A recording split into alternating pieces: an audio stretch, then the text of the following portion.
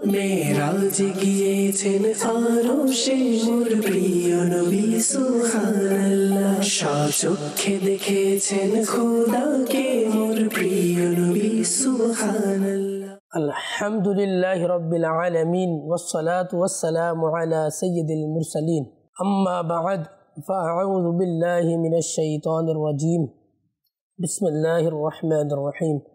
আসসালাতু ওয়াসসালামু আলাইকা ইয়া রাসূলুল্লাহ ওয়া আলা আলিকা ওয়া আসহাবিকা ইয়া হাবিবাল্লাহ। আসসালাতু ওয়াসসালামু আলাইকা ইয়া নাবিয়াল্লাহ ওয়া আলা আলিকা ওয়া আসহাবিকা ইয়া নূরাল্লাহ। মাদানী চ্যানেলের দর্শকবৃন্দ, উপস্থিত হয়েছি শবে মেরাজের দুলহা অনুষ্ঠানে। আর এই অনুষ্ঠানে আমরা মেরাজ সম্পর্কিত বিষয়াদি সম্পর্কে আলোচনা করে থাকি। আজও এর ব্যত ঘটবে না। তো আসুন আমরা আমাদের আলোচনা শ্রবণ করার পূর্বে রাসূল করিম রাউফুর রহিম হযরত মুহাম্মদ সাল্লাল্লাহু তাআলা আলাইহি ওয়াসাল্লামের প্রতি দরুদ শরীফ পাঠ করার ফজিলত শ্রবণ করি। প্রিয় নবী রাসূল আরবি মক্কি মাদানী আখরি নবী হযরত মুহাম্মদ সাল্লাল্লাহু তাআলা আলাইহি ওয়াসাল্লাম ইরশাদ করেন, যে ব্যক্তি আমার উপর প্রত্যহ সকালে 10 বার আর সন্ধ্যায় 10 বার দরুদ শরীফ পাঠ করে, কিয়ামতের দিন আমি তার জন্য শাফাআত করব। সাল্লু আলাল হাবিব সাল্লাল্লাহু তাআলা আলা মুহাম্মদ সাল্লাল্লাহু আলাইহি ওয়াসাল্লাম।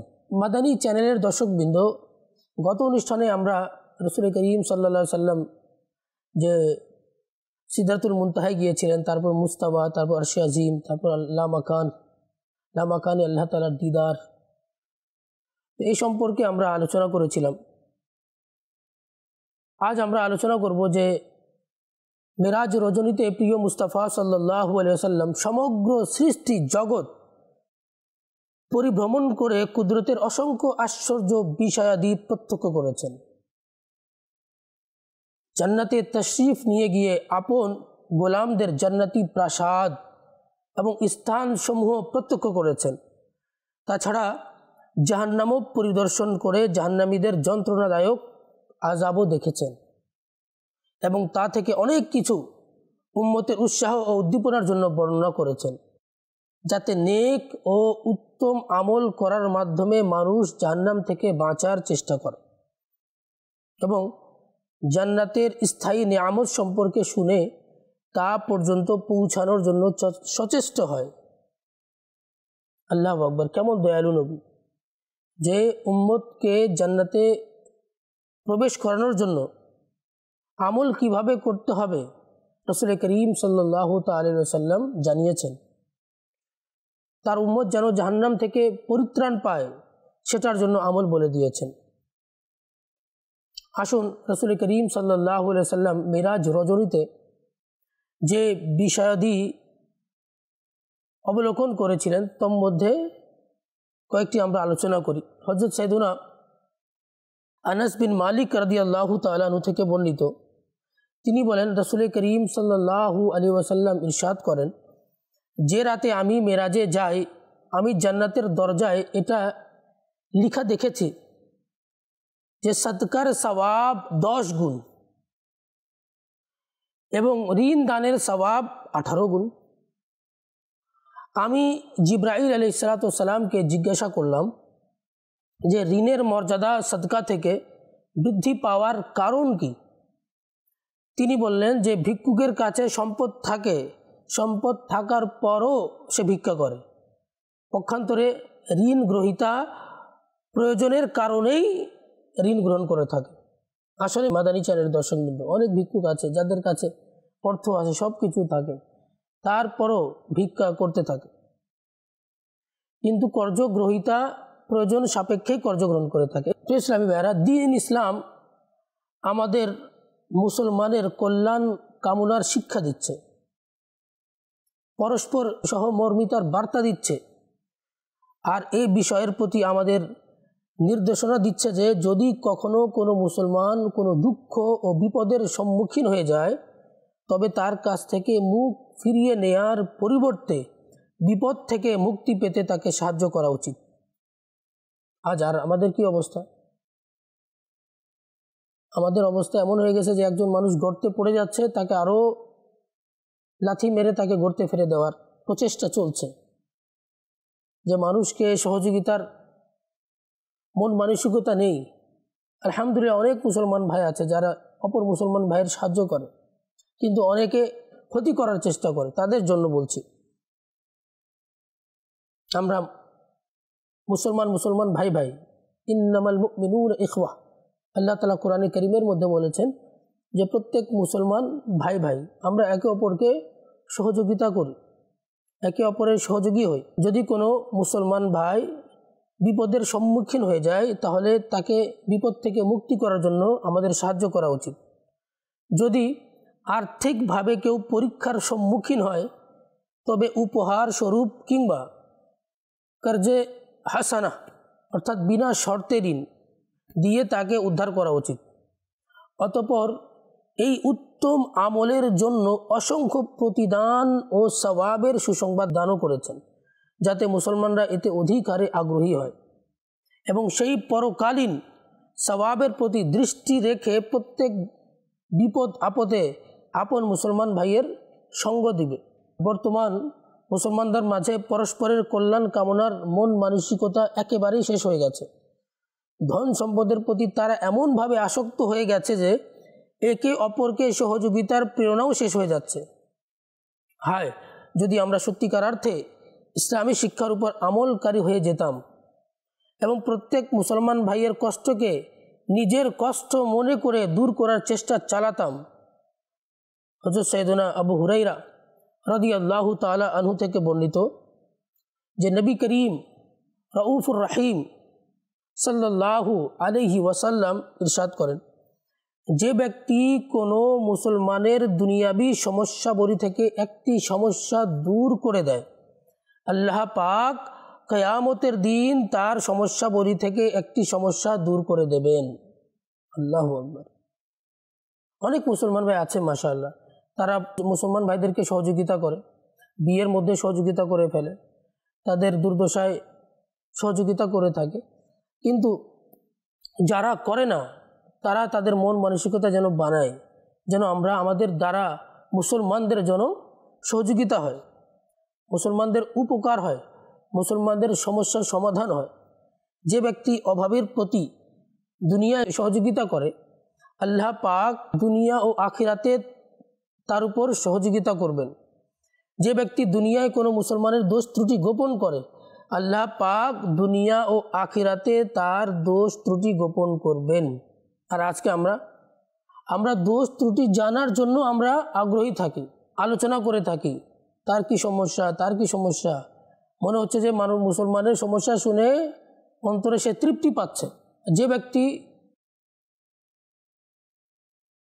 দুনিয়ার মধ্যে কোনো মুসলমানের দোষ ত্রুটি গোপন করবে, আল্লাহ পাক দুনিয়া ও আখিরাতে তার দোষ ত্রুটি গোপন করবেন। আর আল্লাহ পাক বান্দার সাহায্যে থাকেন যতক্ষণ বান্দা তার ভাইয়ের সাহায্যে থাকে। জান্নাতে নবী করিম সাল্লাল্লাহু আলাইহি ওয়াসাল্লাম মুক্তা দ্বারা নির্মিত গম্বুজ আকৃতির তাঁবু দেখলেন, যার মাটি ছিল মুশকের।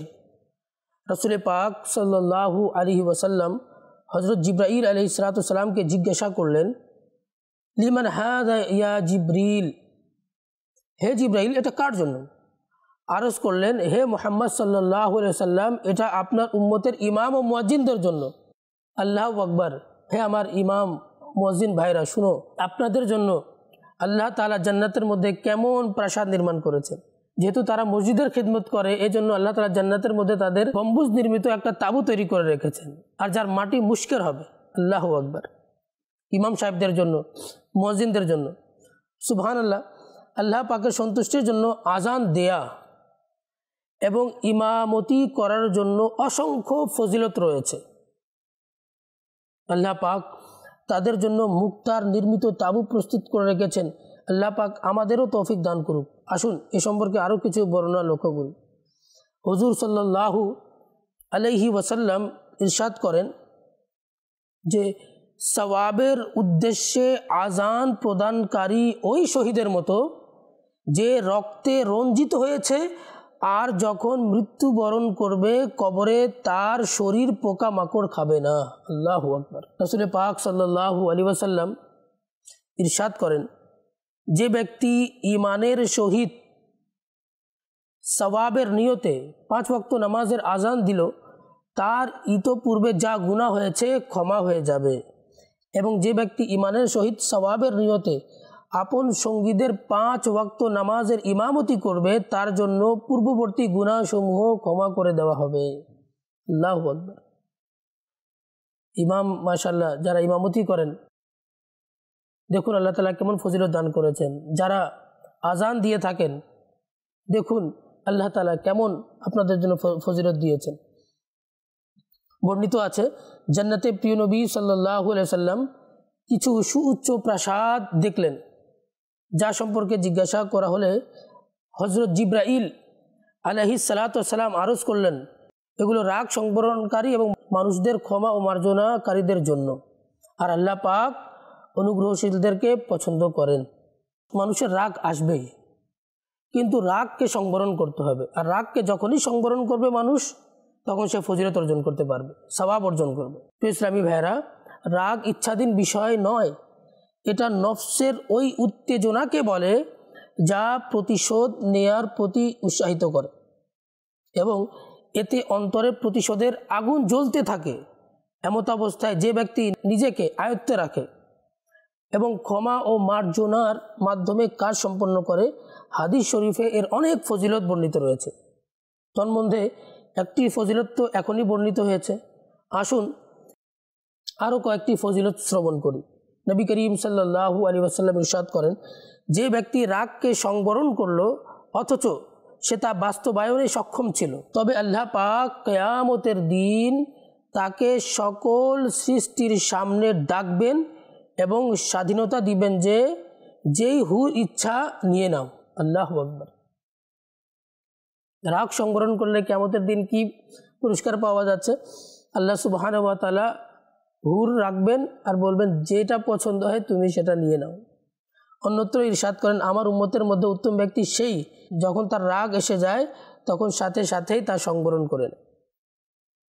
মানে চারে দর্শক বিন্দু, আমরা কথায় কথায় রাগ, আচ্ছা রাগী মানুষ কিন্তু সঙ্গ নিতে চায় না। যারা রাগী সব সময় চেহারার মধ্যে চেহারাকে হাস্যোজ্জ্বল রাখুন, মুচকি হাসি দিয়ে মানুষের সাথে মিশুন, দেখবেন আপনাকে সবাই ভালোবাসবে। অনেক মানুষ আছে যাদের চেহারায় সব সময় মলিন থাকে, মানুষ তার চেহারা দেখে পেরেশান হয়ে যায়। যখন আপনার সাথে কেউ সাক্ষাৎ করার জন্য এসেছে, একটু মুচকি হাসি দিয়ে তার সাথে সাক্ষাৎ করুন।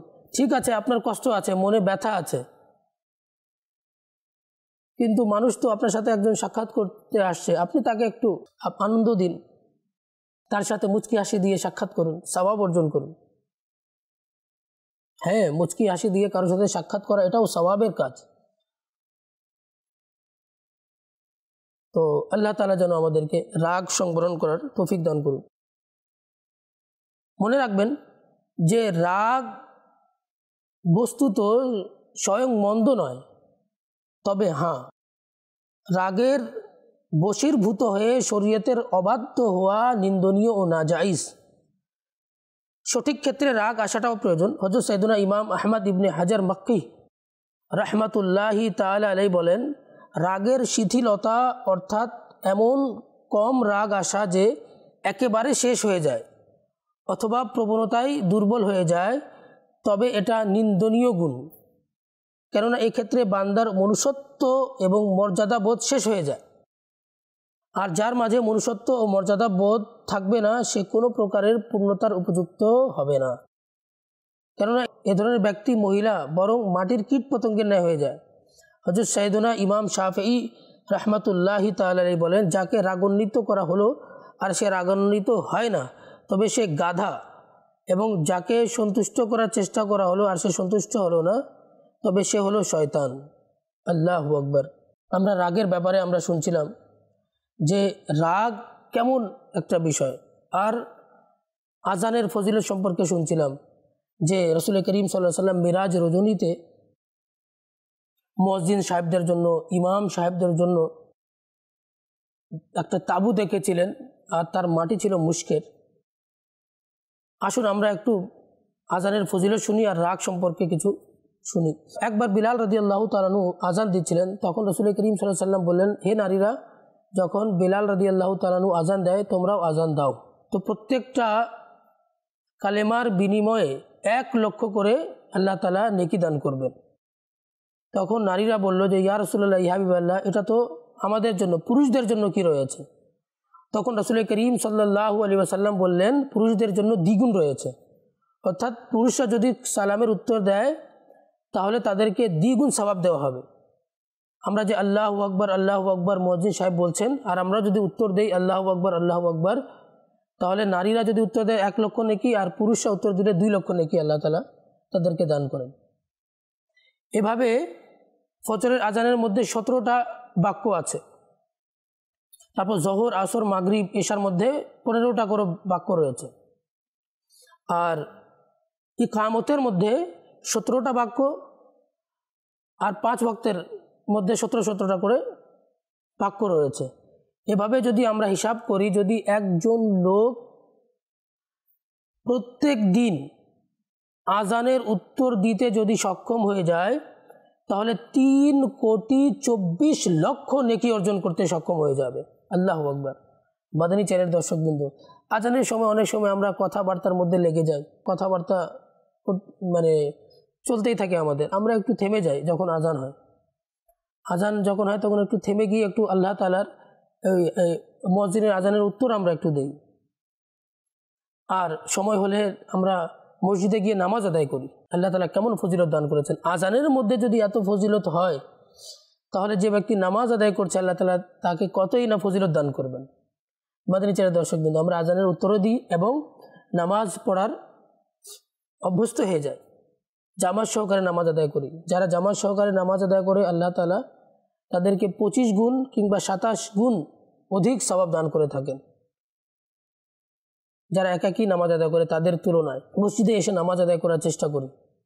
আল্লাহ তাআলা যেন আমাদেরকে 5 ওয়াক্ত নামাজ জামাত সহকারে আদায় করার তৌফিক দান করুন। একবার এক লোক যখন খাবার খেতে বসলো, তার স্ত্রী খাবার রান্না করেছে, তো খাবারের মধ্যে লবণ একটু বেশি হয়ে গিয়েছিল বা লবণ কম ছিল। তো তার রাগ আসলো যে সে রাগের প্রতিফলন ঘটাবে তার স্ত্রীর ওপর, কিন্তু আবার তার অন্তরে চলে আসলো, আল্লাহর ভয় চলে আসলো, আর সে চিন্তা করলো যে আমার দ্বারাও তো ভুল হয়ে থাকে। তো সে তার স্ত্রীর উপর কোনো প্রতিফল ঘটায় নাই, কোনো রাগ দেখায়নি, সে চুপচাপ করে সে খাবারটা খেয়ে নিল। আচ্ছা, এই ঘটনাটি আমির আহলে সুন্নাত দাওয়াত ইসলামের প্রতিষ্ঠাতা হযরতুল আল্লামা মৌলানা মুহাম্মদ ইলিয়াস আত্তার কাদরি রাজাবি জিয়াই দামাত বরকাতুহুল আলিয়া তার প্রসিদ্ধ কিতাব রাগের চিকিৎসার মধ্যে লিখেছেন। তো ওই লোকটি রাগের প্রতিফলন ঘটায়নি, আর সে চুপচাপ করে খেয়ে নিল। ওই ব্যক্তির যখন ইন্তেকাল হলো, তো তার কোনো সঙ্গী বা সাথী তাকে স্বপ্নের মধ্যে দেখছে, আর স্বপ্নের মধ্যে কি দেখছে যে ওই লোকটি যে রাগ সংবরণ করেছিল সে জান্নাতে বিচরণ করছে। তো তার সাথে জিজ্ঞেস করছে, ব্যাপারটা কি, তুমি জান্নাতে বিচরণ করছো, কোন এমন আমল করেছো যে তুমি জান্নাতে চলে আসছো? তো ওই লোকটি বলতে লাগলো যে রাগ সংবরণ করেছিল বলে, আমি একদিন আমার স্ত্রী খাবার রান্না করতে তার মিস্টেক হয়েছিল, তো আমি তাকে রাগ দেখাইনি, রাগ সংবরণ করেছিলাম, আমি তাকে ক্ষমা করে দিয়েছিলাম মনে মনে। তো আমার স্ত্রীকে মনে মনে ক্ষমা যে করে দেওয়ার এই যে কাজটা ছিল, আল্লাহ তাআলা অনেক পছন্দ করলেন। এই জন্য আল্লাহ তাআলা আমার সমস্ত দোষ ত্রুটিকে আল্লাহ তাআলা ক্ষমা করে দিয়েছেন। আল্লাহু আকবার। আর আমাদের সমাজে কি হয়, কথায় কথায় রাগ, বাড়িতে ঢুকলে রাগ, বাড়িতে ঢুকে প্রথমে আসসালামু আলাইকুম ওয়া রাহমাতুল্লাহি ওয়া বারাকাতুহু সালাম দিয়ে প্রবেশ করুন। নিজের স্ত্রীকে কিভাবে সালাম দিব, নিজের বাচ্চাকে কিভাবে সালাম দিব, অনেকে লজ্জাবোধ করে। লজ্জাবোধ ছেড়ে দিন, সালাম দিন। ঘরে প্রবেশ করেই সালাম দিবেন, ইনশাআল্লাহ দেখবেন সালাম মানে তো শান্তি, সালাম অর্থই তো প্রশান্তি। সালাম দিলে ইনশাআল্লাহ দেখবেন ঘরের মধ্যে প্রশান্তি চলে আসবে। বিসমিল্লাহ পাঠ করে ঘরে প্রবেশের দোয়া পাঠ করে নিন, তারপর আবার ঘরে প্রবেশ করে ঘরের পরিবারবর্গকে সালাম দিন, ইনশাআল্লাহ আজ্জা ওয়া জাল্লা ঘরে প্রশান্তি বিরাজ করবে। তো মাদানী চ্যানেলের দর্শকবৃন্দ, আল্লাহ তাআলা যেন আমাদেরকে আমল করার তৌফিক দান করুক। আল্লাহ তাআলা যেন আমাদেরকে রাগ সংবরণ করার তৌফিক দান করুক। আল্লাহ তাআলা যেন আমাদেরকে আজানের উত্তর দেয়া এবং 5 ওয়াক্ত নামাজ জামাত সহকারে আদায় করার তৌফিক দান করুক। আজ এই পর্যন্ত। মাদানী চ্যানেলের দর্শকবৃন্দ, আগামী অনুষ্ঠানে আবারও একটা নতুন বিষয় নিয়ে আপনাদের সম্মুখে উপস্থিত হব।